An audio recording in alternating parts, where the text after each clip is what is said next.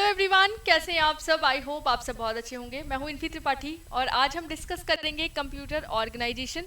जैसा कि आपको पता है एलटी ग्रेड का एक बहुत ही इंपॉर्टेंट सब्जेक्ट है और नॉट इवन एलटी ग्रेड, अगर आप केवीएस, एनवीएस, JSSB या फिर किसी भी टीचिंग एग्जाम के लिए प्रिपेयर कर रहे हैं तो कंप्यूटर ऑर्गेनाइजेशन एक इंपॉर्टेंट रोल प्ले करता है।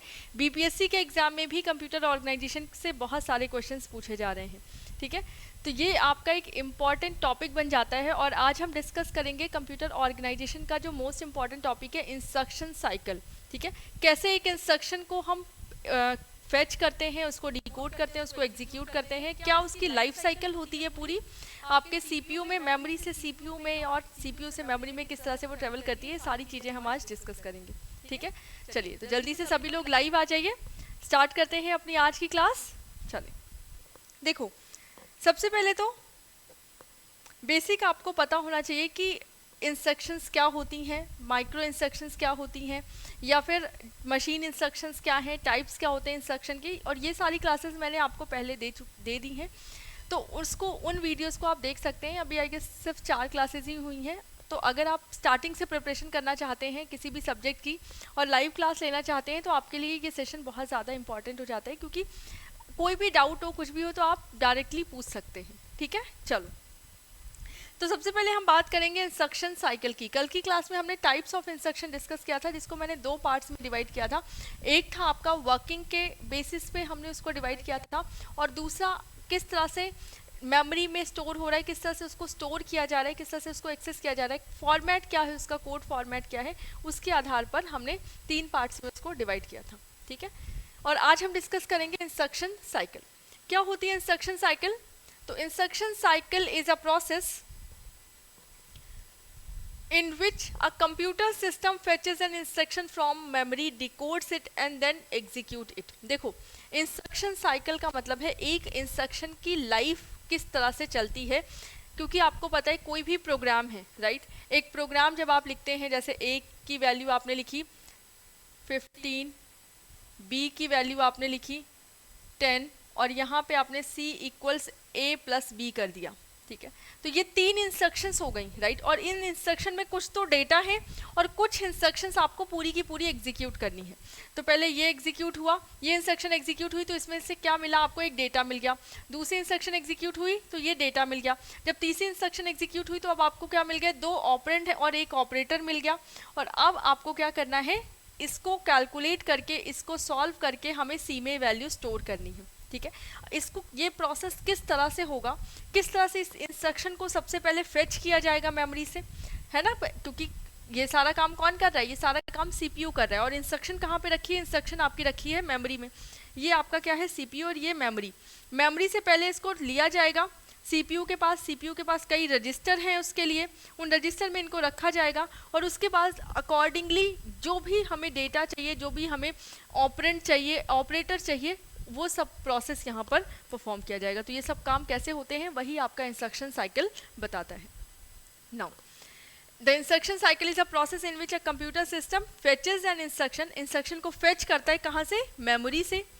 डिकोड इट, डिकोड करता है कि वो इंस्ट्रक्शन आपकी किस तरह की है, वो इंस्ट्रक्शन आपकी डायरेक्ट एड्रेसिंग है, इनडायरेक्ट एड्रेसिंग है, या फिर मेमोरी से डेटा उठाना है, या फिर आपका रजिस्टर में ही डेटा रखा हुआ है, या इनपुट आउटपुट से डेटा उठाना है, क्या किस तरह से करना है, ये सारी चीज़ें डिकोड की जाती हैं और फिर उसको एग्जीक्यूट किया जाता है। बट डिकोड करने के बाद अगर डायरेक्ट है, मतलब डायरेक्ट डेटा दिया है या डायरेक्ट मेमोरी एड्रेस दिया है, तब तो आप डायरेक्टली उसको एक्सेस कर सकते हैं। लेकिन अगर इनडायरेक्ट एड्रेसिंग है तो इनडायरेक्ट एड्रेसिंग में, मेमोरी में अगर इनडायरेक्ट एड्रेसिंग है तो उसमें को आपको पहले डेटा उठाना पड़ेगा। तो ये एक स्टेप आपका एक्स्ट्रा इंक्लूड हो जाता है, वो हम आगे देखेंगे किस तरह से इसको हम प्रोसेस करते हैं। और सिर्फ यही स्टेप्स नहीं है, एग्जीक्यूट करते टाइम पे अगर कोई इंटरप्ट आ गई, आप एग्जीक्यूट कर रहे हैं और कोई इंटरप्ट अगर हो गई तो इंटरप्ट साइकिल भी, क्योंकि इंटरप्ट को भी हमें हैंडल करना है, तो फिर से पूरा का पूरा जो भी एग्जीक्यूशन चल रहा है उसको सेव करेंगे दूसरी लोकेशन में, और इंटरप्ट वाला सब रूटीन हम लोड करेंगे, राइट। तो ये भी आपका एक इंटरप्ट साइकिल बन जाता है। आगे हम देखते हैं कि कौन कौन से वर्ड्स आपको मिलेंगे।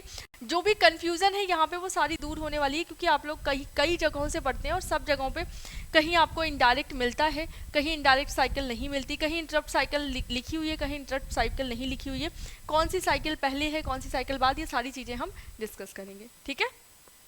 और इसको आप फेच डिकोड एग्जीक्यूट साइकिल भी बोलते हैं या फिर फेच एग्जीक्यूट साइकिल भी बोल सकते हैं इंस्ट्रक्शन साइकिल को, ठीक है। Each phase of instruction cycle can be decomposed into a sequence of elementary micro operation called micro instructions। Multiple, क्योंकि एक अगर आप कोई भी डेटा फेच कर रहे हैं तो मेमोरी से फेच कर रहे हैं, सबसे पहले अगर पहली इंस्ट्रक्शन है तो सारी चीज़ें रीसेट होंगी, आपका सीक्वेंस काउंटर टाइम क्लॉक सब कुछ 0 पे सेट है, प्रोग्राम काउंटर में सिर्फ एक इंस्ट्रक्शन है उसी को फेच किया जा रहा है, फिर प्रोग्राम काउंटर को अपडेट करना है, तो मल्टीपल आपके माइक्रो ऑपरेशंस इन्वॉल्व होते हैं एक साइकिल में। अगर फेच साइकिल है तो फेच में मल्टीपल ऑपरेशंस इन्वॉल्व है और उनको हम क्या बोलते हैं, माइक्रो इंस्ट्रक्शंस बोल सकते हैं या माइक्रो ऑपरेशंस बोल सकते हैं, ठीक है। चलो नेक्स्ट आपका क्या है, each instruction cycle consist of the following phases. कुछ फेजेस यहाँ पर दिए गए हैं और ये फेजेस आपके एक इंस्ट्रक्शन साइकिल फॉलो करती है। पहला है फेच इंस्ट्रक्शन फ्रॉम मेमोरी, ठीक है। इंस्ट्रक्शन कहाँ से फेच की जाती है, अच्छा इस डायग्राम को थोड़ा सा देखो पहले, ये क्या है, सबसे पहले इंस्ट्रक्शन को फेच किया जा रहा है, ठीक है। इंस्ट्रक्शन को फेच करने के बाद आपका क्या किया जाता है, इंस्ट्रक्शन को डिकोड किया जाता है। इंस्ट्रक्शन को डिकोड करने के बाद अगर ये वाला जो स्टेप है, ये वाला स्टेप आपका कैसा है, ऑप्शनल, ये ऑप्शनल है, राइट। जो read effective address from memory, effective address read करने की जरूरत तब पड़ती है या जब हम इनडायरेक्ट एड्रेसिंग यूज करते हैं, ठीक है। मेमोरी हमें इनडायरेक्टली जब एक्सेस करनी है तब इफेक्टिव एड्रेस हम यूज कर रहे हैं। अदरवाइज अगर डायरेक्ट है या आप रजिस्टर से डेटा उठा रहे हैं, इनपुट आउटपुट से डेटा उठा रहे हैं, तो ये स्टेप आपका एक्सक्लूड हो सकता है। एंड इसके बाद आपका कौन सा स्टेप आएगा, एग्जीक्यूट, राइट। इसके बाद कौन सा स्टेप आएगा आपका, एग्जीक्यूट, ठीक है। लेकिन यस, डिकोड करने के बाद ही हमें पता चलेगा कि एड्रेस टाइप, एड्रेस का मोड क्या है, और फिर तो डिकोड के बाद आपका जो स्टेप आएगा वो हमेशा इनडायरेक्ट स्टेप आ सकता है, ठीक है। हमेशा नहीं आएगा, आ सकता है अगर इनडायरेक्ट एड्रेसिंग मोड होगा तो, ठीक है। अदरवाइज डिकोड किया आपने, डायरेक्ट एड्रेसिंग मोड है, कहाँ पे चले जाएंगे हम, एग्जीक्यूशन पे। सिंपल एग्जीक्यूट किया, कोई इंटरप्ट नहीं आ रहा है, कोई दिक्कत नहीं है फिर से, और अगर इंटरप्ट आ गया तो एग्जीक्यूशन कर रहे हैं और एग्जीक्यूशन के बीच में ही क्या आ गई, आपकी इंटरप्ट साइकिल आ गई, राइट, इंटरप्ट साइकिल आ गई। तो यहाँ पे अब इंटरप्ट को हैंडल करेंगे और उसके बाद फिर हम फिर से इंस्ट्रक्शन को फेच करेंगे, ठीक है।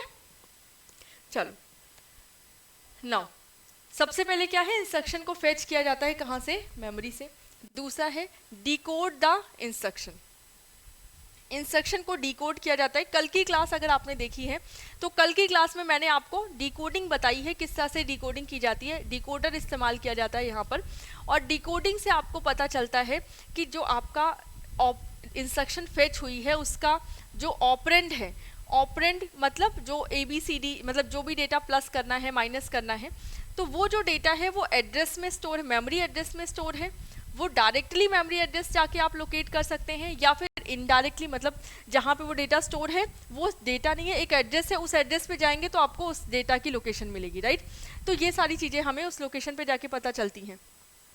तो ये हो गया आपका डिकोड द इंस्ट्रक्शन। नेक्स्ट है read the effective address from memory, ये अगेन ऑप्शनल है।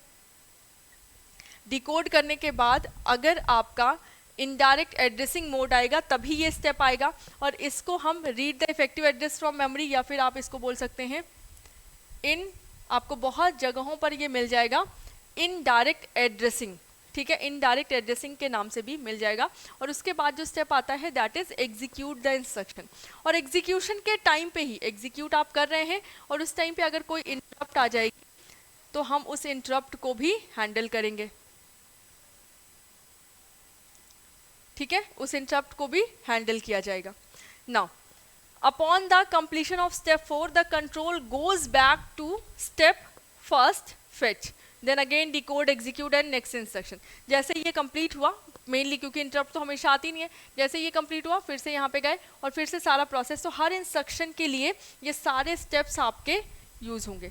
कुछ के लिए जैसे ये ऑप्शनल है, तो कुछ में अगर डायरेक्ट मेमोरी आपको मिल गई, रजिस्टर मिल गया या इनपुट आउटपुट मिल गया, तो ये स्टेप आपका खत्म हो जाएगा। तो सिंपल फेच किया, डिकोड किया, एग्जीक्यूट किया, खत्म हो गया, राइट नाउ। और ये प्रोसेस कब तक चलेगा?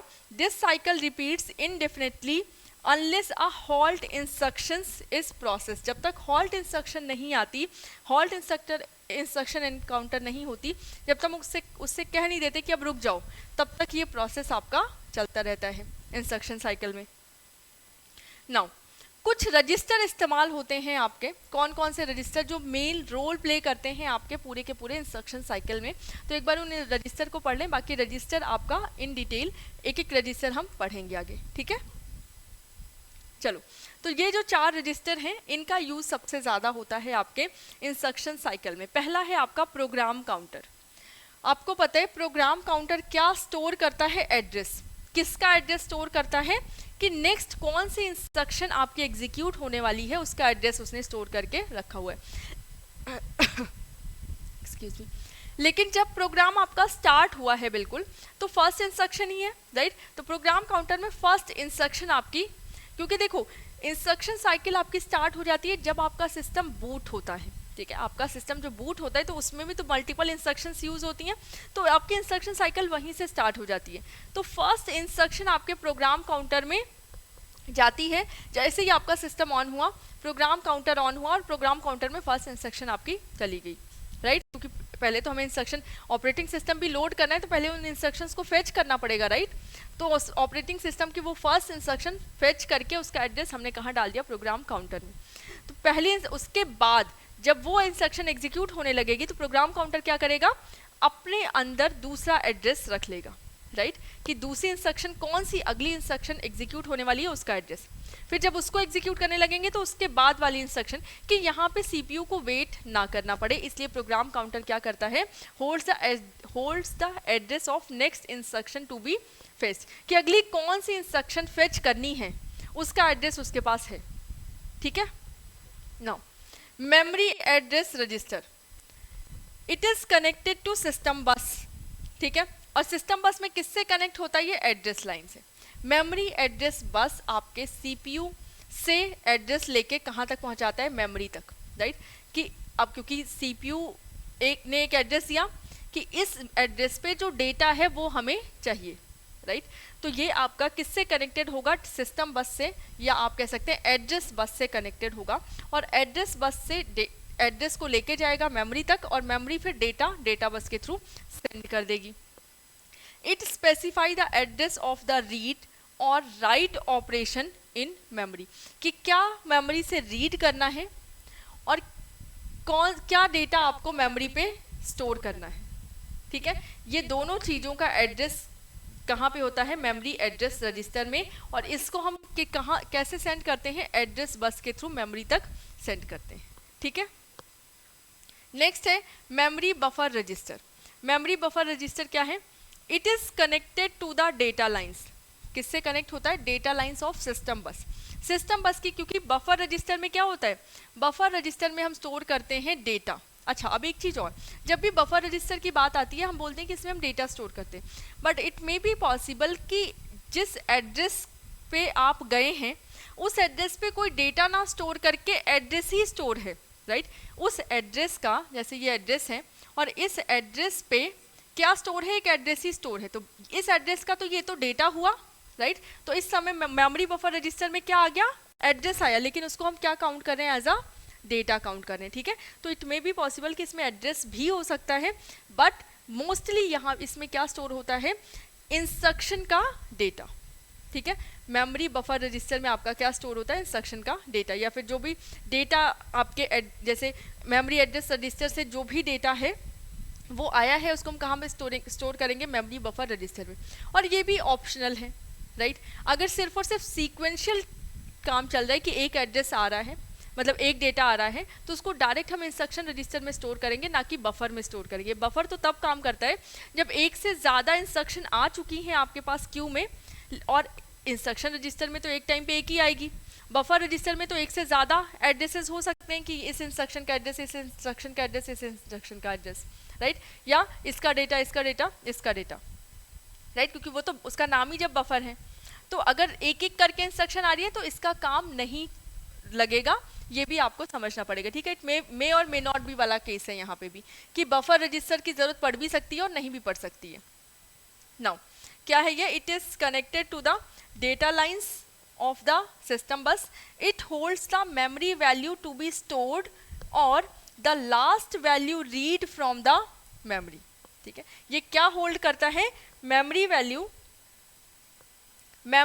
टू बी स्टोर्ड, मतलब जो भी मेमोरी में वैल्यू स्टोर करनी है, बफर में क्या होगा कि कौन सी इंस्ट्रक्शन एग्जीक्यूट होने वाली है उसको इंस्ट्रक्शन रजिस्टर में भेजना है, और कौन सी रजिस्टर एग्जीक्यूट होकर उसको हमें कहाँ भेजना है, मेमोरी में भेजना है। तो ये दोनों हम कहाँ पे स्टोर करते हैं, बफर में स्टोर करते हैं या बफर रजिस्टर में।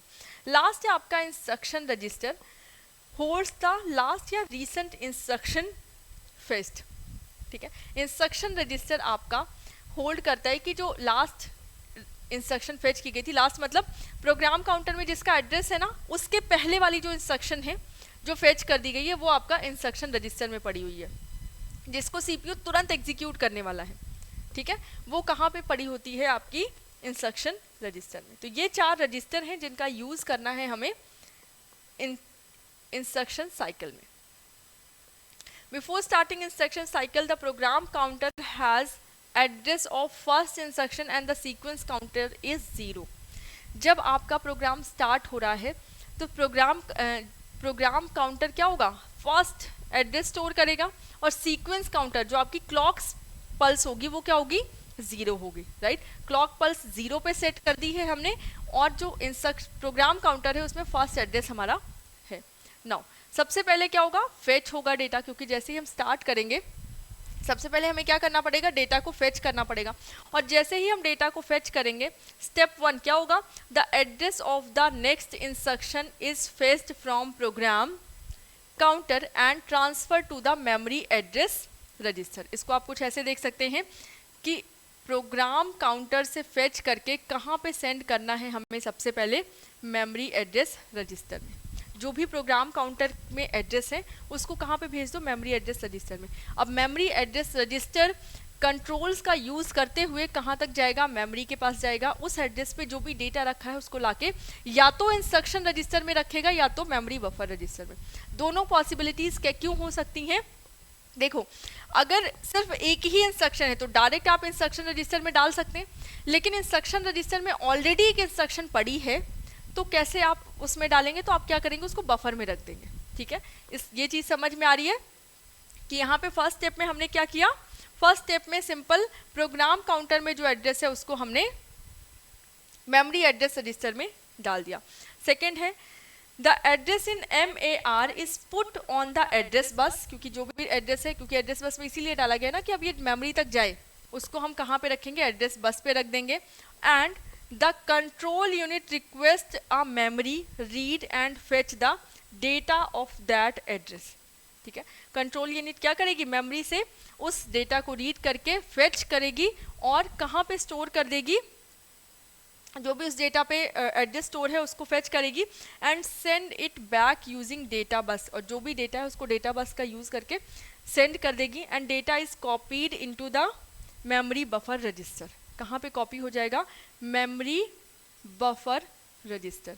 अगेन इट मे और मे नॉट बी पॉसिबल, अगर आप चाहें तो मेमोरी बफर रजिस्टर में ना स्टोर करें, आप डायरेक्ट कहाँ पे स्टोर कर दें, इंस्ट्रक्शन रजिस्टर में, कोई प्रॉब्लम नहीं होगी। मेमोरी एड्रेस रजिस्टर से जो भी डेटा आए उसको कहाँ पे स्टोर कर दें आप, एड्रेस रजिस्टर में, सॉरी इंस्ट्रक्शन रजिस्टर में। अगर एक से ज़्यादा, अगर इंस्ट्रक्शन रजिस्टर में कोई पहले से ही डेटा पड़ा हुआ है तब हमने इसको मेमोरी बफर रजिस्टर में रख दिया, फिर वेट करेंगे और फिर मेमोरी, और उसके बाद क्या करेंगे, मेमोरी बफर रजिस्टर से इंस्ट्रक्शन रजिस्टर में स्टोर करेंगे। लेकिन अगर ऐसा नहीं है तो हम डायरेक्ट ये स्टेप कर सकते हैं, ठीक है। चलो now program counter is increment by 1, और जैसे ही ये काम हुआ, अच्छा एक चीज देखो, प्रोग्राम काउंटर से वहां जब T0 क्लॉक पल्स पे प्रोग्राम काउंटर का डेटा फेच कर लिया गया तो प्रोग्राम काउंटर क्या करेगा, अपने आप को अपडेट कर लेगा। तो T1 पल्स पे 2 काम होंगे, ठीक है। एक तो प्रोग्राम काउंटर भी साइमल्टेनियसली खुद को +1 करेगा, और दूसरा क्या होगा कि मेमोरी बफर रजिस्टर में कौन सा डेटा चला जाएगा, जो इस एड्रेस में डेटा था। ठीक है, तो ये दोनों स्टेटमेंट एक साथ होंगे। यहाँ पे प्रोग्राम काउंटर, अगर इसको यहीं पे लिखना है मुझे, तो मैं लिख सकती हूँ कि प्रोग्राम काउंटर भी क्या हो गया, प्रोग्राम काउंटर +1। ठीक है, तो ये दोनों काम किस क्लॉक पल्स पे हुए, T1 टाइम में। ये दोनों T0 पे क्या हुआ था, प्रोग्राम काउंटर का डेटा हमने मेमोरी एड्रेस लोकेशन पे डाला, मेमोरी एड्रेस रजिस्टर में डाला। अब मेमोरी एड्रेस रजिस्टर से गए मेमोरी के पास, मेमोरी से डेटा लेके हम मेमोरी बफर रजिस्टर या इंस्ट्रक्शन रजिस्टर में रखा, और उसी टाइम पे जब हम डेटा लेने गए तो उसी टाइम पे प्रोग्राम काउंटर भी +1 हो गया। ठीक है, और ये दोनों का टाइम T1 ही है। देन क्या होगा, the content of the memory buffer register is moved to the instruction register to decode. Again ये स्टेप आपका ऑप्शनल है, अगर मेमोरी बफर रजिस्टर का आप यूज़ नहीं करें तो स्टेप सेकंड में ही मेमोरी बफर रजिस्टर की जगह आप इंस्ट्रक्शन रजिस्टर यूज़ कर सकते हैं। बस इस पॉइंट को समझना है। ठीक है, एंड ये सब काम आपका किस क्लॉक पल्स में होगा, T2 क्लॉक पल्स में होगा। ठीक है, मतलब 3 क्लॉक पल्स आपकी इसमें लगेंगी। तो सबसे पहले एड्रेस रजिस्टर में प्रोग्राम काउंटर की वैल्यू चली गई, इंस्ट्रक्शन, अब यहाँ पे देख लो, मेमोरी एड्रेस रजिस्टर में हमने डायरेक्ट क्या डाल दिया, इंस्ट्रक्शन रजिस्टर डाल दिया। सॉरी, मेमोरी एड्रेस रजिस्टर में जो भी एड्रेस था उसकी वैल्यूज कहाँ पे हमने पुट कर दी, इंस्ट्रक्शन रजिस्टर में, और प्रोग्राम काउंटर को 1 इंक्रीमेंट कर दिया। उसके बाद आ गई आपकी जो थर्ड क्लॉक पल्स है, उसमें हम डिकोडिंग कर रहे हैं। T2 के टाइम, T2 में ही आपकी क्या होगी, डिकोडिंग भी हो जाएगी। डिकोडिंग क्या होगी कि जो आपके इंस्ट्रक्शन रजिस्टर में इंस्ट्रक्शन है, ये इंस्ट्रक्शन रजिस्टर है, और इस इंस्ट्रक्शन रजिस्टर में जो इंस्ट्रक्शन है उसको हम 3 पार्ट में डिवाइड करेंगे। एक तो हो गया आपका मोड, दूसरा हो जाएगा आपका ऑप कोड, जिसको हम बोलते हैं ऑपरेशन कोड एंड या ऑपरेटर्स आप बोल सकते हैं, और तीसरा आपका हो गया ऑपरेंड या एड्रेस। अब देखो, इंस्ट्रक्शन में भी एड्रेस नहीं होता, मेनली होता है डेटा इंस्ट्रक्शन, लेकिन यहाँ पे देखो इंस्ट्रक्शन में ही जब एड्रेस है तो एड्रेस स्टोर कर रहा है ये, राइट। मोड क्या हो गया, मोड की वैल्यू आपकी 1 बिट की होती है, राइट। ये वैल्यू आपकी 3 बिट की होती है, और ये वैल्यू आपकी 12 बिट की होती है, right. 0 to 11, then 12 to 14 and 14 to 15। ठीक है, मोड बिट आपकी या तो 0 हो सकती है या 1 हो सकती है, और ये ऑप कोड की वैल्यू 000 से 111 तक हो सकती है, और 12 बिट आपका 000 से 111 तक हो सकता है, राइट। नाउ यहाँ से हमें मोड बिट और ऑप कोड से पता चलेगा कि जो आपका जो एड्रेस है, ये जो एड्रेस है ऑपरेंड का, जिस पे हमें ये ऑपरेशन परफॉर्म करना है, वो हमें कहाँ से मिलेगा, ये कहाँ से पता चलेगा, वो इन दोनों से पता चलेगा। ठीक है, इन दोनों की वैल्यू से हम ये पता करेंगे कि ये वाला एड्रेस कहाँ पे रखा हुआ है, मतलब हमारे जो ऑपरेंड्स हैं जिन पे हमें ऑपरेशन परफॉर्म करना है वो कहाँ पे रखे हुए हैं। ठीक है, चलो नाउ ये जो डायग्राम है इसमें वही सारी चीज़ें जो मैंने अभी आपको समझाई कि सबसे पहले कहाँ पे आ गया, प्रोग्राम काउंटर में जो भी इंस्ट्रक्शन है ना, जो भी मतलब एड्रेस इंस्ट्रक्शन का प्रोग्राम काउंटर में, प्रोग्राम काउंटर से कहाँ पे लोड हो गई, मेमोरी एड्रेस रजिस्टर में, और मेमोरी एड्रेस रजिस्टर से इसका डेटा कहाँ पे जाएगा, ये यहाँ से यहाँ लोड हुई और फिर यहाँ से यहाँ जाएंगे मेमोरी बफर रजिस्टर में। देखो ये और ये वैल्यू सेम दिखेगी, प्रोग्राम काउंटर और मेमोरी एड्रेस रजिस्टर की वैल्यू सेम है क्योंकि ये दोनों एड्रेसेस हैं। अब इस एड्रेस पे जो भी डेटा स्टोर होगा उसको हम कहाँ पे रखेंगे, मेमोरी बफर रजिस्टर या इंस्ट्रक्शन रजिस्टर में। ठीक है, तो यहाँ पे हमने रखा मेमोरी बफर रजिस्टर में, और उसके बाद पहले कहाँ से कहाँ गए, यहाँ, फिर यहाँ से हम यहाँ गए, और अब मेमोरी एड्रेस बफर रजिस्टर से ये डेटा हमने कहाँ पे ला दिया, इंस्ट्रक्शन रजिस्टर, क्योंकि जो CPU है वो कहाँ से डेटा पिक करता है, इंस्ट्रक्शन रजिस्टर से। ठीक है, चलो, तो वो तो आपका फर्स्ट स्टेप था, मैंने आपको दिखा दिया।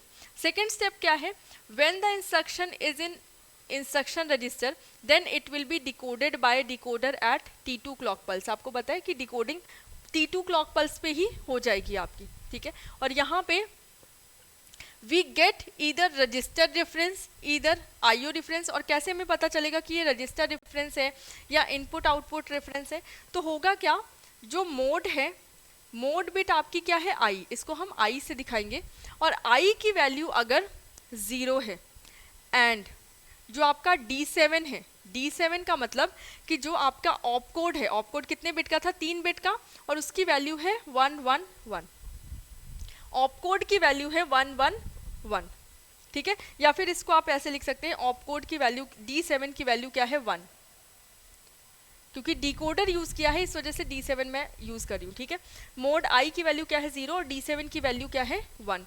देन ये क्या होगा, रजिस्टर डिफरेंस, मतलब जो डेटा है, जो एड्रेस हमें मिला है ना ऑपरेंड का, वो कहाँ पे रखा हुआ है, उसका डेटा रजिस्टर में रखा हुआ है, ठीक है। तो अब कुछ नहीं करना, हम सिंपल एग्जीक्यूट करेंगे।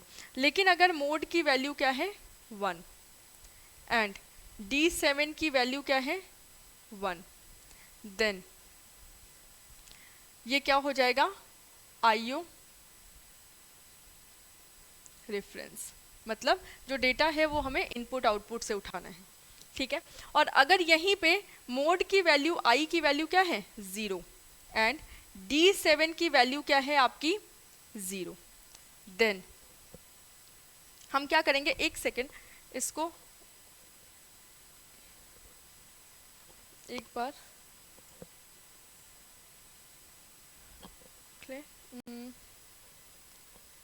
ओके। तो यहाँ पे क्या है, देन डायरेक्ट एड्रेस, ठीक है। मतलब ये हम क्या एक्सेस करेंगे, मेमोरी, और मेमोरी में जो डेटा है वो कहाँ से होगा, डायरेक्ट एक्सेस करेंगे। और यहाँ पे क्या है, अगर I की वैल्यू क्या हो जाएगी 1 एंड D7 की वैल्यू क्या होगी 1, देन ये क्या हो जाएगा, इनडायरेक्ट एड्रेस या इनडायरेक्ट एक्सेस करेंगे। और किसको एक्सेस करेंगे हम, मेमोरी को। अब ये डेटा कहाँ पे रखा होगा, मेमोरी रेफरेंस करेंगे या मेमोरी में ये डेटा रखा होगा, ठीक है। तो ये आपकी मोड बिट्स ये बताती हैं। और D1, अच्छा अब आपके माइंड में एक कन्फ्यूजन आ रहा होगा कि मैम ये D7 क्या है, राइट। तो थोड़ा सा डिकोडर आप अगर याद करेंगे तो डिकोडर में आपने पढ़ा होगा कि अगर 3 इनपुट हैं, राइट, अगर 3 इनपुट हैं तो आउटपुट आपके कितने आएंगे, 8 आउटपुट हो जाएंगे, राइट। मतलब 3 × 8 हम डिकोडर बना सकते हैं, राइट। एक बार थोड़ा सा इसका ओवरव्यू देख लो तो आपको समझ में आ जाएगा। यहाँ पे आप देखो, ये मान लो एक मोड बिट है आपकी, ठीक है, और यहाँ पे आपका क्या है X Y Z, ये आपका ऑप कोड है। ये मैं सिर्फ और सिर्फ क्लियर हो जाए आपको इसलिए बता रही हूँ, बाकी इसकी ज़रूरत नहीं है। इसको सिर्फ एक रेफरेंस की, ये D7 आपका कहाँ से, क्योंकि आप कई बार पढ़ते होंगे और आप कंफ्यूज हो जाते होंगे कि ये D7 आपका कहाँ से आ जाता है। यहाँ पे D0, D1, D2, D3, D4, D5, D6 and D7, right. ये आपके क्या होंगे, आउटपुट होंगे। देखो 3 अगर ऑप कोड है तो ये आपके इतने आउटपुट होंगे। ये जो मोड है ना, मोड को अभी थोड़ी देर के लिए होल्ड करते हैं, ठीक है। मोड को अभी हम थोड़ी देर के लिए होल्ड करते हैं, अभी सिर्फ इसकी बात करते हैं। यहाँ पे आपकी वैल्यूज हो सकती हैं 0 0 0 0 0 1 0 1 0 0 1 1 1 0 0 1 0 1 1 1 0 एंड 1 1 1, राइट। नो यहाँ पे जब आप करेंगे तो 0 0 0 पे कौन सा आउटपुट एक्टिव होगा, 0 वाला ऑब्वियसली, क्योंकि ये कौन सा है 0 0 0। और बाकी सारे कैसे होंगे, इनएक्टिव होंगे। तो बाकी सारे क्या हो जाएंगे, 0 0 0 हो जाएंगे।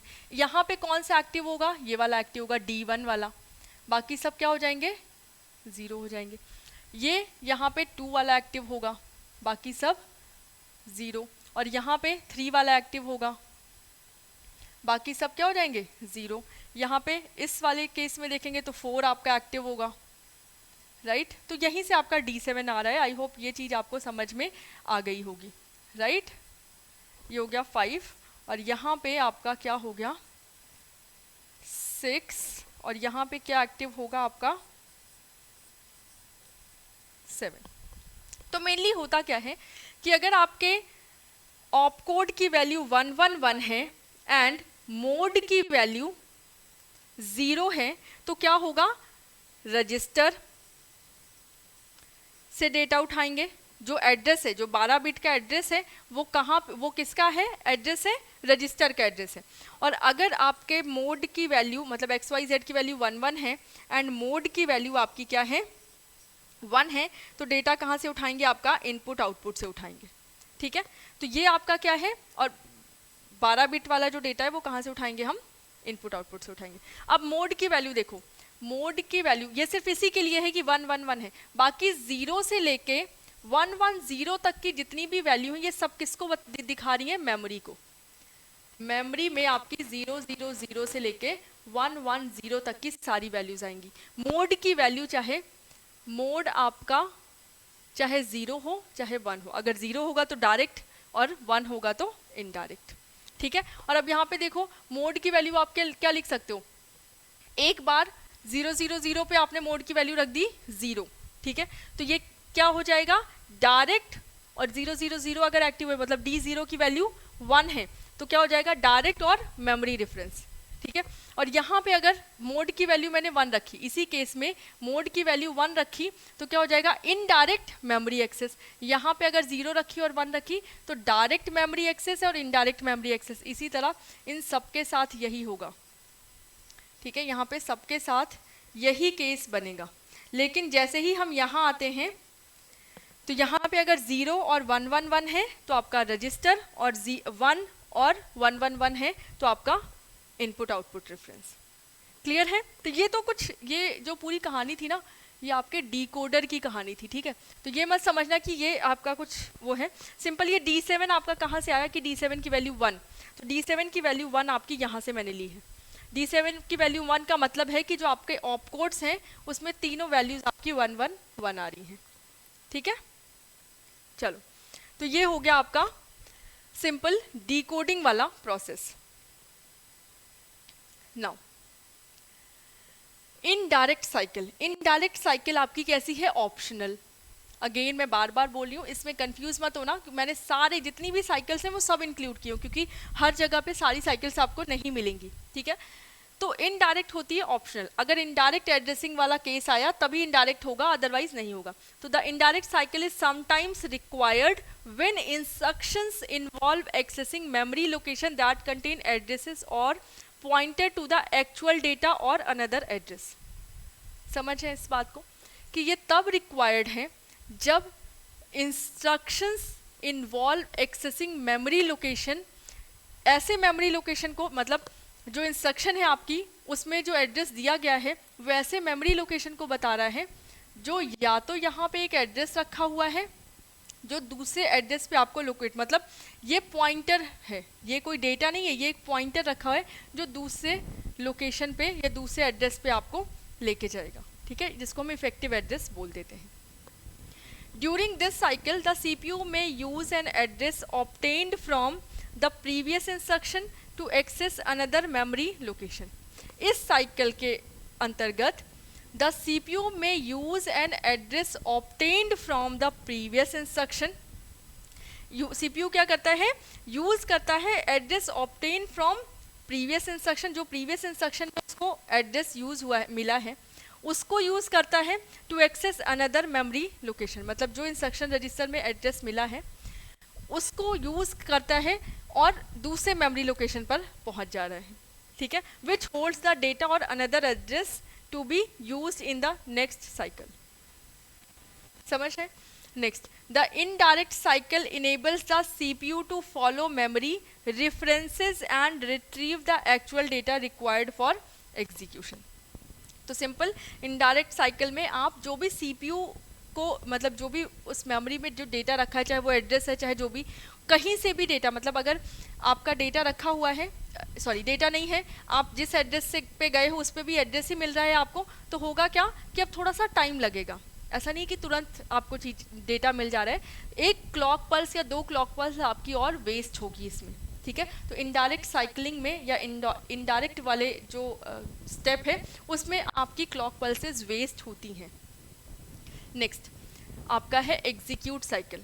एग्जीक्यूट साइकिल में कैसे एग्जीक्यूशन करते हैं, वो जो इनडायरेक्ट वाला जो स्टेप है ना, एग्जीक्यूशन के टाइम पे ही वो स्टेप आता है। डिकोड करने के बाद जब एग्जीक्यूशन का टाइम आता है ना, उसी टाइम पे वो स्टेप आता है। देखो केस 1 है, in case of a memory instruction, कि अगर इंस्ट्रक्शन आपका मेमोरी में रखा हुआ है, इंस्ट्रक्शन का जो एड्रेस है वो कहाँ पे है, मेमोरी का एड्रेस है, चाहे वो डायरेक्ट हो चाहे indirect, the execution phase will be in the next clock pulse T3। ठीक है, एग्जीक्यूशन फेज, क्योंकि डिकोडिंग आपकी T2 तक हो गई है, फिर T3 में हम आएंगे, तो मेमोरी के केस में क्लॉक पल्स T3 में हम आ गए, चाहे वो डायरेक्ट हो चाहे इनडायरेक्ट। अब चेक करो कि अगर इंस्ट्रक्शन डायरेक्ट है, if instruction is direct, nothing is done at T3 clock pulse. अगर इंस्ट्रक्शन डायरेक्ट है, मतलब जो एड्रेस रखा है उस एड्रेस पे गए और आपको डेटा मिल गया, या फिर वो एड्रेस नहीं है, वो डेटा ही है, ठीक है, डायरेक्ट है, तो अब क्या है, आपको सिर्फ सिंपल एग्जीक्यूशन करना है, तो हम कुछ भी नहीं करेंगे, राइट, सिंपल एग्जीक्यूशन स्टार्ट कर देंगे। लेकिन the instruction has an indirect address, लेकिन क्या है, इंस्ट्रक्शन के पास एक इनडायरेक्ट एड्रेस है। The effective address is read from main memory and any required data is fetched from main memory to be processed and then placed into data register. समझ है, अगर इनडायरेक्ट है तो उसमें एक डेटा है, उस डेटा से आपको दूसरा डेटा मिल जाए, उस डेटा लोकेशन से उस एड्रेस लोकेशन से आप एक एड्रेस लोकेशन पे गए, फिर उस एड्रेस लोकेशन पे जो डेटा रखा है उसको फेच करके लेकर आ रहे हैं, और फिर एग्जीक्यूशन। तो हो सकता है T3 के टाइम में नहीं, T3 T4 भी आपका यूज़ हो सकता है, ठीक है। तो हम यहाँ पे मान के चल रहे हैं कि T3 क्लॉक पल्स में ये पूरा काम हो रहा है, ठीक है। केस 2 क्या हो सकता है, एग्जीक्यूशन के टाइम पे, if the instruction is an IO reference और रजिस्टर रेफरेंस। इंस्ट्रक्शन आपकी क्या है, इनपुट आउटपुट रेफरेंस या रजिस्टर रेफरेंस है, तो क्या होगा, the operation is performed eight clock pulse T3। अगर IO रेफरेंस है या फिर आपका रजिस्टर रेफरेंस है, तो जो T3 क्लॉक पल्स है उसी में आपका एग्जीक्यूशन परफॉर्म हो जाएगा, क्योंकि और कुछ फेच करने की ज़रूरत है नहीं, वहीं पे आपको डेटा मिल जा रहा है, right. Now last cycle is interrupt cycle, ये भी आपकी क्या है, ऑप्शनल। ये भी कैसी है, ऑप्शनल, ये हो भी सकती है और नहीं भी हो सकती है, ठीक है।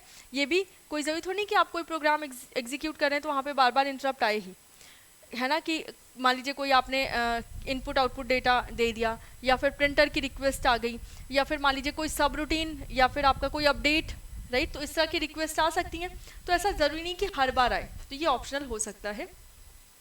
When an interrupt occurs, the current content of the program counter must be saved so that the processor can resume normal activity after the interrupt, है ना।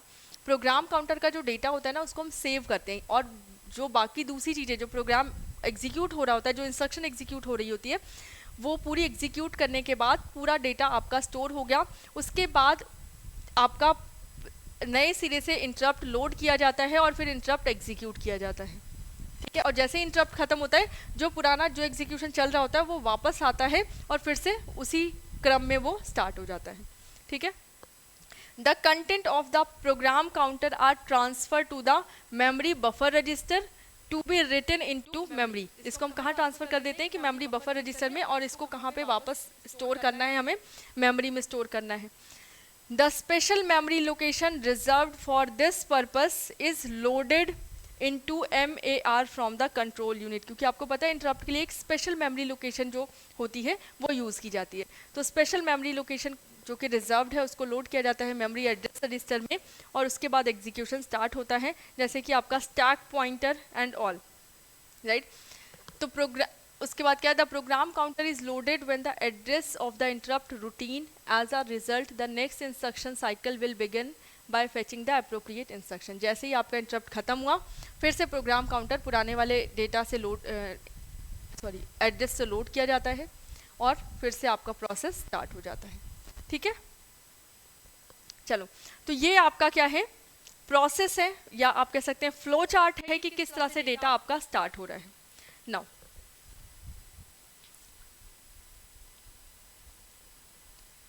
सी स्टार्ट किया हमने यहाँ पे सीक्वेंस रजिस्टर, राइट। जब स्टार्ट किया तो सीक्वेंस रजिस्टर सीक्वेंस काउंटर आपका क्या है, 0, सीक्वेंस काउंटर है यहाँ पे 0, और प्रोग्राम काउंटर में कौन सी इंस्ट्रक्शन होगी, जो स्टार्टिंग में फर्स्ट इंस्ट्रक्शन वो प्रोग्राम काउंटर में डाल दी गई। नाउ अब क्या होगा, सेकेंड स्टेप में क्या होगा, ये जो प्रोग्राम काउंटर है इसको हम कहाँ पे रखेंगे, मेमोरी एड्रेस रजिस्टर में। प्रोग्राम काउंटर को T0 टाइम पे प्रोग्राम काउंटर को हमने कहाँ पे रख दिया, मेमोरी एड्रेस रजिस्टर में, ठीक है। नेक्स्ट उसके बाद क्या किया, प्रोग्राम काउंटर को हमने इंक्रीमेंट किया और इंस्ट्रक्शन रजिस्टर में मेमोरी एड्रेस, अब यहाँ पे देखो बफर वाला सिस्टम हटा दिया क्योंकि इन्होंने डायरेक्ट इंस्ट्रक्शन रजिस्टर में ही लोड कर दिया, यही मैं आपको बता रही थी, ठीक है, कि मेमोरी एड्रेस रजिस्टर को इंस्ट्रक्शन रजिस्टर में लोड कर दिया। ये तो यहाँ से यहाँ तक आपका क्या हुआ, फेच, ठीक है, यहाँ से यहाँ तक क्या हुआ, फेच। नाउ डिकोड ऑपकोड इन इंस्ट्रक्शन रजिस्टर 12 14, और इसको जब हम डिकोड करेंगे तो हमें पता चलेगा कि जो हमारा एड्रेस है उसमें मोड अलग है, ये ऑपकोड है और ये आपका ये है, तो ये 1 बिट हो गया, ये 3 बिट हो गया और ये यहाँ पे 12 बिट हो गया, तो ये आपके आ गए। और हम क्या लोड करेंगे, मेमोरी एड्रेस रजिस्टर में। अब मेमोरी एड्रेस रजिस्टर में कौन सी वैल्यू लोड होगी, जो इसका एड्रेस है, ये वाला पार्ट मेमोरी एड्रेस रजिस्टर में लोड होगा, तभी तो इसको हम भेजेंगे मेमोरी के पास कि इस एड्रेस पे जो, अगर मेमोरी के पास डेटा है तो मेमोरी से लेंगे, रजिस्टर के पास डेटा है तो रजिस्टर से लेंगे, या इनपुट आउटपुट के पास डेटा है तो इनपुट आउटपुट से लेंगे, ठीक है। और ये आपका क्या बताएगा, 15th बिट क्या बताएगी, 15th बिट को हमने आई में स्टोर कर दिया और ये बताएगी मोड, ठीक है, कि कहाँ से हमें डेटा पिक करना है। तो ये वाला जो स्टेप है दैट इज डिकोड स्टेप, ठीक है। नाउ अब यहाँ पे देखो वो ये वही D7 है जो कि डिकोडर ने डिकोड किया है, ठीक है। और D7 की वैल्यू अगर 1 है, D7 की वैल्यू अगर 1 है, D7 की वैल्यू 1 का मतलब है कि जो ऑपकोड है आपका, जो ऑपकोड है वो क्या होगा, 111 होगा, ठीक है।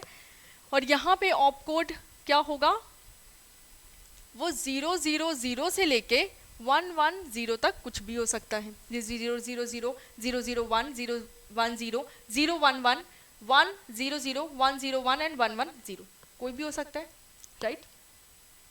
नाउ ये D7, ये हम किसकी बात कर रहे हैं, D7 की, है ना। नाउ अगर D7 की वैल्यू क्या है, 1 है, D7 की वैल्यू 1 है, मतलब ऑपकोड क्या है, 111, तो या तो डेटा रजिस्टर से उठाया जाएगा या डेटा इनपुट आउटपुट से उठाया जाएगा, ठीक है। यहाँ पे ये जो एड्रेस रजिस्टर में जो ये वाला इंस्ट्रक्शन रजिस्टर का जो डेटा एड्रेस रजिस्टर में डाला जा रहा है वो या तो एड्रेस से लिया जाए, मतलब वो या तो एड्रेस को रिफर करेगा या इनपुट आउटपुट को, मतलब यहाँ पे अगर हम गए तो या तो एड्रेस पे जाएंगे, या तो रजिस्टर पे जाएंगे या इनपुट आउटपुट में जाएंगे, ठीक है। और अगर मान लीजिए D7 की वैल्यू क्या है, 0 है, मतलब इनमें से कोई एक वैल्यू है, 00 से लेके 110 के बीच की एक वैल्यू है, तो अब इसमें एड्रेस रजिस्टर में क्या जाएगा, मेमोरी का रेफरेंस। मेमोरी का रेफरेंस डायरेक्ट भी हो सकता है, इनडायरेक्ट भी हो सकता है, ठीक है। अब आगे आ जाओ, पहले इसी की बात करते हैं कि अगर इसकी वैल्यू 1 है, और अगर इसकी वैल्यू 1 है तो क्या होगा, ये जो आई है जिसको हम बोलते हैं मोड बिट, क्या बोलते हैं इसको, मोड बिट। मोड बिट की वैल्यू अगर 1 है तो क्या रिफर करेंगे, इनपुट आउटपुट, है ना। मोड बिट की वैल्यू अगर 1 है तो क्या रिफर करेंगे, इनपुट आउटपुट को रिफर करेंगे। और मोड बिट की वैल्यू अगर 0 है तो क्या रिफर करेंगे, रजिस्टर को रिफर करेंगे। इनपुट आउटपुट से डेटा लिया और एग्जीक्यूशन स्टार्ट कर दिया, एग्जीक्यूट इनपुट आउटपुट इंस्ट्रक्शन, जो भी इनपुट आउटपुट के इंस्ट्रक्शन है उनको एग्जीक्यूट करो और खत्म करो, ठीक है। और यहाँ पे क्या है, अगर रजिस्टर से लिया तो भी हम डायरेक्ट एग्जीक्यूट करेंगे रजिस्टर रेफरेंस इंस्ट्रक्शन, और उसके बाद जब ये एग्जीक्यूशन खत्म हो गया ना, तो जो हमारा सीक्वेंस काउंटर था फिर से उसकी वैल्यू क्या कर दी, 0, और फिर से ये क्या हो जाएगा आपका, अगेन स्टार्ट। समझे इंस्ट्रक्शन, जब यहाँ पे आपने वैल्यू 0 कर दी तो यहाँ पे जाने की जरूरत नहीं है, स्टार्ट आपने यहीं से कर दिया है, ठीक है। यहाँ पे वैल्यू 0 कर दी, स्टार्ट यहीं से कर दिया, स्टार्ट करने के बाद T0 टाइम पे ये, तो इंस्ट्रक्शन साइकिल फिर से स्टार्ट हो गई। इस केस में भी यही होगा, जैसे ही एग्जीक्यूशन खत्म हुआ इंस्ट्रक्शन साइकिल अगेन यहाँ पहुँच गई। लेकिन जब हमारे ऑपकोड की वैल्यू या D7 की वैल्यू 0 है ना, और ऑपकोड की वैल्यू 000 से 110 के बीच में रेंज कर रही है, तो क्या होगा, हम मेमोरी को रिफर करेंगे, ठीक है। कल मैंने टाइप्स में ये बताया हुआ है कि कोड फॉर्मेट के हिसाब से हम कैसे डिवाइड कर सकते हैं। हम मेमोरी को रिफर करेंगे, राइट। और मेमोरी को जब रिफर करेंगे तो अगर आपकी वैल्यू 1 है तो ये इनडायरेक्ट मेमोरी, और अगर वैल्यू 0 है तो डायरेक्ट मेमोरी। और अगर इनडायरेक्ट मेमोरी वैल्यू 1 है तो इनडायरेक्ट मेमोरी में हमें लगेगा थोड़ा सा टाइम, कोई ज़रूरी नहीं कि सिर्फ T3 में ही ये काम परफॉर्म हो जाए, ये T4 T5 पल्स भी जाती हैं, लगती हैं, राइट। लेकिन अगर डायरेक्ट मेमोरी है तो हमें कुछ नहीं करना है, इस T3 टाइम पे हम क्या करेंगे, कुछ नहीं करेंगे, और उसके बाद फिर T3 पल्स जब खत्म हो जाएगा, क्योंकि ये मेमोरी है तो मेमोरी के लिए आपका पहले से ही कह दिया कि एक पल्स आपको वेस्ट करनी है, अगर डायरेक्ट आ रहा है तो भी, इनडायरेक्ट आ रहा है तो भी, राइट। तो हम इस पल्स में कुछ भी नहीं करेंगे, और सेकेंड पल्स में जैसे ही T4 आएगा, execute memory instruction, memory reference instruction, ठीक है। नाउ अगर इनडायरेक्ट है तो इनडायरेक्ट में जो आपके पास एड्रेस है, मेमोरी एड्रेस रजिस्टर है, उसको आप एड्रेस रजिस्टर में या फिर आपका जो मेमोरी एड्रेस रजिस्टर है उसमें स्टोर करेंगे। उसके बाद वो मेमोरी के पास जाएगा, मेमोरी में अगर डायरेक्ट डेटा मिल गया तब तो ठीक है, एक ही क्लॉक पल्स में काम हो गया, अदरवाइज वो फिर से घुमा देगा कि ये एड्रेस है, इस एड्रेस पे ये डेटा रखा है, इस डेटा को अब डेटा लाइन में या डेटा बस में सेंड करके हम कहाँ पे भेजेंगे, मेमोरी बफर रजिस्टर या इंस्ट्रक्शन रजिस्टर में, और उसके बाद एग्जीक्यूशन स्टार्ट होगा, राइट। तो यहाँ पे लगेगा टाइम, और उसके बाद यहाँ पे इन्होंने डायरेक्ट सिंपल बता दिया है कि ज़्यादा टाइम नहीं लगा रहे हमने क्या किया है कि यहाँ पे मेमोरी एड्रेस रजिस्टर से जो डेटा है उसको मेमोरी एड्रेस रजिस्टर में रख दिया, और उसके बाद फिर वो डायरेक्ट जाएगा मेमोरी के पास डेटा लाके मेमोरी बफर रजिस्टर में रखेगा, और इसमें जो टाइम लगेगा वो कितना लगेगा, सिंपल T3 टाइम लगेगा, और उसके बाद आपका एग्जीक्यूशन स्टार्ट होगा, एग्जीक्यूशन स्टार्ट हो जाएगा, और एग्जीक्यूशन स्टार्ट हुआ, फिर जब एग्जीक्यूशन फिनिश हो जाएगा फिर से सीक्वेंस काउंटर को हम 0 सेट कर देंगे, मतलब जो आपकी क्लॉक पल्स है वो अगेन 0, और फिर से यहाँ से भी आपका जो इंस्ट्रक्शन साइकिल है वो यहाँ स्टार्ट होगी। और ये जो पूरी कहानी है, एक इंस्ट्रक्शन प्रोसेस होने के लिए इतने फेजेस से होके जाती है। यहाँ पे अभी इंटरप्ट वाला तो आया ही नहीं है, ठीक है। एक इंस्ट्रक्शन इतने स्टेप्स फॉलो करती है, ठीक है। यहाँ पे देखो ये आपका डिकोडिंग वाला पार्ट था, और डिकोडिंग के बाद ये वाला जो पूरा पोर्शन आता है ना, ये किसके लिए आता है, ये एग्जीक्यूशन के लिए आता है। यहाँ पे एग्जीक्यूट होता है पूरा का पूरा डेटा, ठीक है। चलो आई होप ये आपको समझ में आया होगा। Now use of different instruction cycle, अगर इतना समझ में आ गया तो बस यही इंस्ट्रक्शन साइकिल है आपकी, ठीक है। क्या यूज है आपके इंस्ट्रक्शन साइकिल की, तो फेच साइकिल क्या करती है, grabs instruction from memory, memory में जो भी इंस्ट्रक्शन हैं उनको ग्रैब या उनको फेच करने का काम करती है इंस्ट्रक्शन साइकिल। डिकोड साइकिल क्या है, figures out what the instruction means and what data it needs, ठीक है। इनडायरेक्ट साइकिल क्या करती है, it retrieves data from memory using memory address stored in a register enabling flexible data manipulation and addressing capabilities in computer processing। क्या काम करती है indirect cycling, कुल मिला के जो भी एड्रेस आपको मिला है इंस्ट्रक्शन रजिस्टर में, वो एड्रेस आपका डायरेक्ट है कि आप उसमें डायरेक्ट डेटा मिल जाएगा आपको, या आपको वहाँ पे जाएंगे तो एक एड्रेस मिलेगा और फिर उस एड्रेस पे आपको दूसरा एड्रेस मिलेगा और फिर डेटा मिलेगा, ठीक है। ऐसे भी घुमाया जा सकता है। नाउ एग्जीक्यूट साइकिल क्या है, does the actual work of the instruction like, क्या लिखा है, मैथ और मूविंग डेटा अराउंड, कुल मिला के एग्जीक्यूशन परफॉर्म करती है। मान लीजिए अगर a प्लस बी है तो यहाँ पे हमने क्या किया था, यहाँ पे हमने इसको सिंपल लोड किया था, a का डेटा लोड किया गया, b का डेटा लोड किया गया, फिर इसको फेच किया गया कि ये प्लस ऑपरेशन है और ए बी आपका एड्रेसिंग मोड में रखा हुआ है, कुछ इस तरह से है, ठीक है। अब ये बताया जाएगा कि ये जो ए बी है ये डायरेक्ट रखा है या इनडायरेक्ट, तो मान लीजिए डायरेक्ट रखा है तो यहाँ पे मोड की वैल्यू हो गई 0, और ये जो प्लस ऑपरेटर है इसकी वैल्यू, इसमें इसका जो वैल्यू है वो मान लीजिए 110 है, तो अब हमको पता है ये डायरेक्ट रखा है तो ए बी की वैल्यू फेच करेंगे और ये वाला ऑपरेशन परफॉर्म कर देंगे। Now interrupt cycle, it pauses the computer's current task to deal with urgent events like input from device or error, ensuring smooth and timely operation। interrupt आपको पता है कि बीच में आता है और आपके प्रोसेस को रोक कर अपना टास्क एग्जीक्यूट करता है। Next store cycle, save the result of the instruction, ये आपके इंस्ट्रक्शन का रिजल्ट स्टोर करता है, ठीक है। चलो एडवांटेजेस क्या है इंस्ट्रक्शन साइकिल की, क्योंकि जो थ्योरेटिकल क्वेश्चन बनते हैं ना वो इन वर्ड से बन सकते हैं, तो वर्ड प्लेइंग आपको आनी चाहिए कि शब्द, अगर ये शब्द लिखा है तो कितना सही हो सकता है। यही एडवांटेजेस और डिसएडवांटेजेस, यूजेस, ये सब या इशू क्या आते हैं, ये सब पढ़ने का सिर्फ यही फायदा होता है। ठीक है, कि अगर वर्ड्स आ गया इस तरह का तो आपको समझ में आना चाहिए कि ये वर्ड एडवांटेज है या इसका डिसएडवांटेज है। चलो, तो स्टैंडर्डाइजेशन है ना, कि जो भी आपका काम हो रहा है वो एक स्टैंडर्ड और एक सीक्वेंस में हो रहा है। तो यहाँ पे क्या लिखा है, provides a consistent way for CPU to work, making it easier for software and hardware to work together, है ना। एक स्टैंडर्डाइजेशन है कि हमारे पास एक विजन है कि हमारी एक इंस्ट्रक्शन आएगी तो किस तरह से उसको प्रोसेस किया जाएगा। और कोई भी जब काम मैनेज करके किया जाता है, एक सीक्वेंस में किया जाता है, तो थोड़ा आसान होता है, राइट। दूसरा है efficiency, breaks down task into smaller steps, help CPUs work faster. क्योंकि एक इंस्ट्रक्शन को एक ही सब काम नहीं कर रहा है, मल्टीपल पार्ट्स में ब्रेक कर दिया गया है, तो उससे क्या होगा कि अगर आप एक साथ एक से ज़्यादा काम करना चाहें तो वो भी आप कर सकते हैं, तो इफिशियंसी बढ़ सकती है ना। कि मान लीजिए एक ही टाइम पे आपने फेच किया, डिकोड किया, एक इंस्ट्रक्शन को फेच कर रहे हैं, दूसरे को आप डिकोड कर रहे हैं, तीसरा मान लीजिए आगे स्टेप पे पहुंच गया, एग्जीक्यूट कर रहे हैं उसको, या इंटरप्ट आ गया तो इंटरप्ट साइकिल हैंडल हो रही है, तो एक ही साथ पाइपलाइनिंग की जा सकती है, राइट, जिसको हम बोलते हैं pipelining. Lets CPU work on multiple instruction at once improving speed. Pipelining मतलब एक इंस्ट्रक्शन मान लीजिए आपने यहाँ पे क्या किया, फेच किया, राइट, इंस्ट्रक्शन 1 को हमने फेच कर लिया।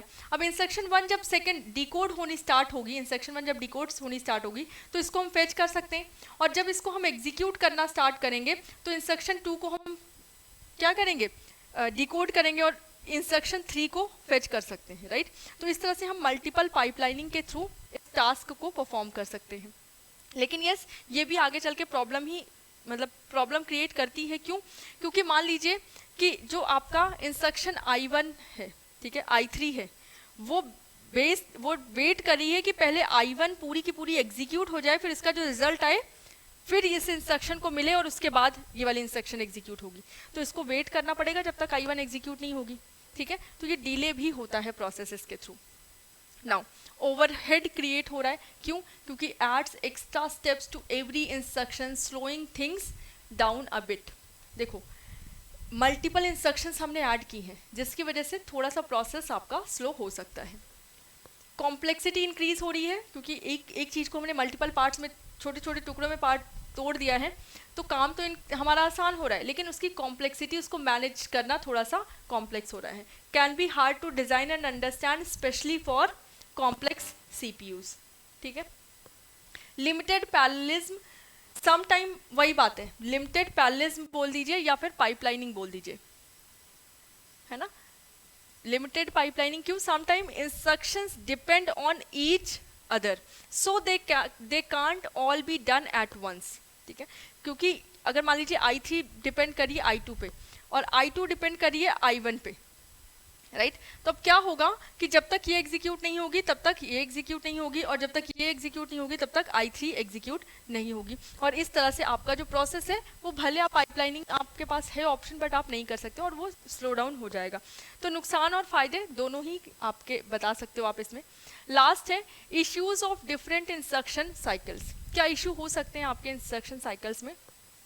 पहला तो पाइपलाइन हजार्ड्स आते हैं, वही पाइपलाइन हजार्ड्स वही कि अगर delay caused by instruction depending on each other in a pipeline, अगर एक दूसरे पे डिपेंड करिए तो वो डिले आता है, ठीक है। तो ये इशू आपको फेस करना पड़ सकता है, बट जैसे होता नहीं कि काम आसान ज़्यादा हो रहा है, इस वजह से ये सारी चीज़ें थोड़ा सा अवॉइड की जा सकती हैं।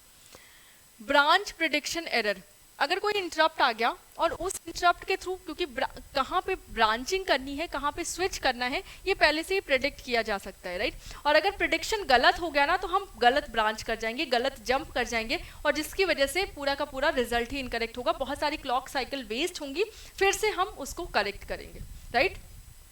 तो यहाँ पे ब्रांच प्रेडिक्शन एरर भी आ सकती है। नेक्स्ट है इंस्ट्रक्शन कैश मिसेस, क्योंकि आपको पता है कैश मेमोरी में, जो हम मेन मेमोरी की बात कर रहे हैं, वो डेटा आजकल कहाँ पे होता है? कैश मेमोरी में।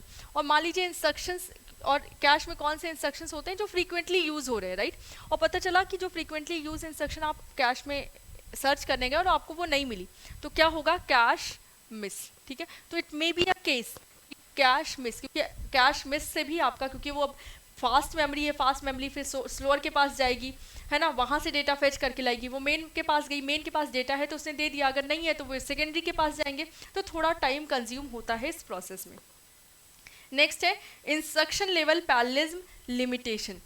Not all instruction can be done at once, slowing down some task. Simple कि सारी इंस्ट्रक्शन एक साथ नहीं की जा सकती, परफॉर्म नहीं की जा सकती हैं, इस वजह से आपका जो टास्क है वो हो जाएगा। ये वाला आप लिमिटेशन एंड पाइपलाइनिंग हजार्ड्स लगभग सेम है। Next resource contention. अगर मान लीजिए delays caused by instructions fighting over the same resource, मान लीजिए एक इंस्ट्रक्शन है जिस उसको वो रिसोर्स चाहिए और पाइपलाइनिंग है, क्योंकि पाइपलाइनिंग के या पैरेललिज्म के फीचर में ये भी तो प्रॉब्लम आती है ना कि अगर दो लोगों को सेम रिसोर्स चाहिए और एक ग्रैब करके बैठा है और दूसरा वेट कर रहा है, तो डेडलॉक, स्टारवेशन, ये सारी प्रॉब्लम भी आती हैं, ठीक है। तो ये प्रॉब्लम भी आपकी हो सकती है, जिसको हम बोलते हैं रिसोर्स कंटेंशन। चलो, तो आज के लिए बस इतना ही रखते हैं, बाकी हम नेक्स्ट क्लास में देखेंगे। आज हमने डिस्कस किया इंस्ट्रक्शन साइकिल, ठीक है। आई होप आपको समझ में आया होगा कि व्हाट इज इंस्ट्रक्शन साइकिल और इससे रिलेटेड क्वेश्चन कैसे पूछे जाते हैं एग्जाम में। एक बार पूरा इंस्ट्रक्शन वाला पार्ट खत्म हो जाए, क्योंकि इंस्ट्रक्शन में अभी क्या बचा हुआ है, इंस्ट्रक्शन फॉर्मेट बचा हुआ है, एड्रेसिंग मोड्स बचे हुए हैं, ये जब और मशीन इंस्ट्रक्शन, ये 3 टॉपिक बचे हुए हैं। इन 3 टॉपिक को कवर करने के बाद क्वेश्चन कैसे बन सकते हैं आपके इंस्ट्रक्शन पे, मशीन इंस्ट्रक्शन पे, इंस्ट्रक्शन साइकिल पे, फॉर्मेट पे, एड्रेसिंग मोड पे, वो हम आगे डिस्कस करेंगे, ठीक है। आज के लिए बस इतना ही। Have a very good day, thank you.